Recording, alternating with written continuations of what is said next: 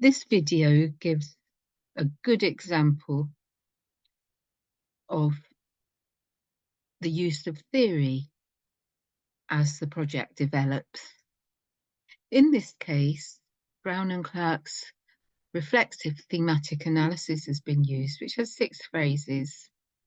And we've looked at this and this particular coding framework in one of the earlier videos. But in this video, I'm going to focus here on phase 4. So until phase 4, the notion of capital, an abstract concept, and drawing here on Bourdieu's social and human capital, have not been used. So it's through going through phases 1, 2, and 3 that the researchers found these concepts to be useful. So that's then prompted an analysis again, a reanalysis of the data.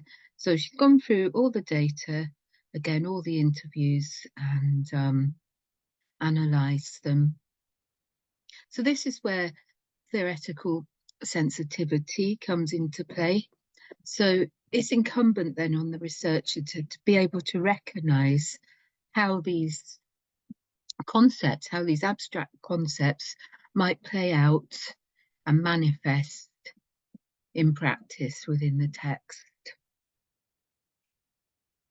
So we have here human capital and also social capital. So if I look through human capital,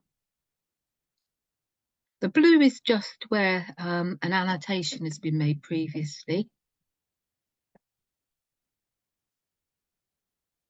So we're talking about the capital of working together. So here, peer-reviewed articles are the currency, through which, academics are able to negotiate their career. And it is as simple as that these days. You really do need to position yourself in a way that allows you to be publishing on a regular basis in, reasonably high quality academic journals. My advice would be perhaps, I have this conversation with my PhD students a lot. A good way to start is maybe publish with senior colleagues. So it could be that coding was just in the latter part, but it's good to have this wider code so that you've got the context more easily. Here again, talking about teams of people working. So you can get an idea here why and how that concept has been applied. So then the validity of the analysis is partly down to how well that concept has been understood and how it's interpreted. That's what we mean there by theoretical sensitivity.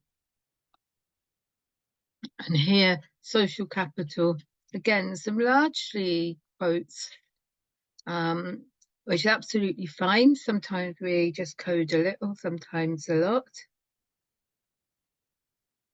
But interesting, they're talking about the social capital, strategic relationships. And again, coming up from the conference, so met at the conference, oh, I like your work. And then have you heard the term information literacy? And becoming introduced to the field in that particular way.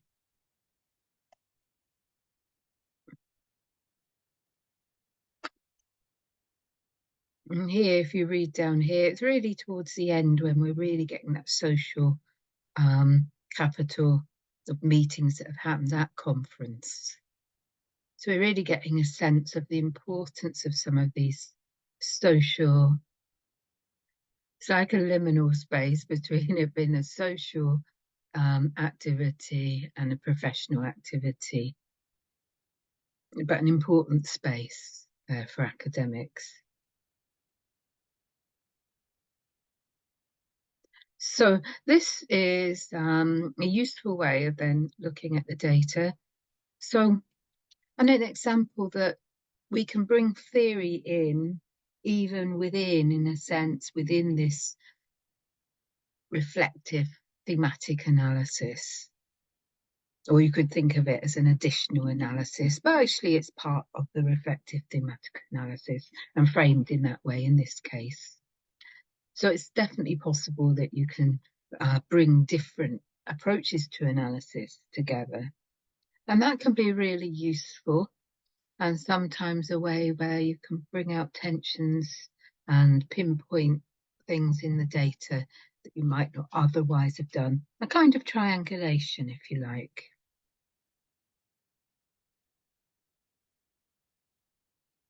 Okay, so that will end this video.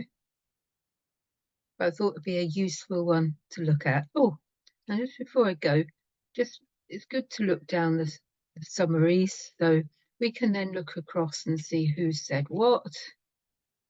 We've got all the references, or we can look person by person then in a different way.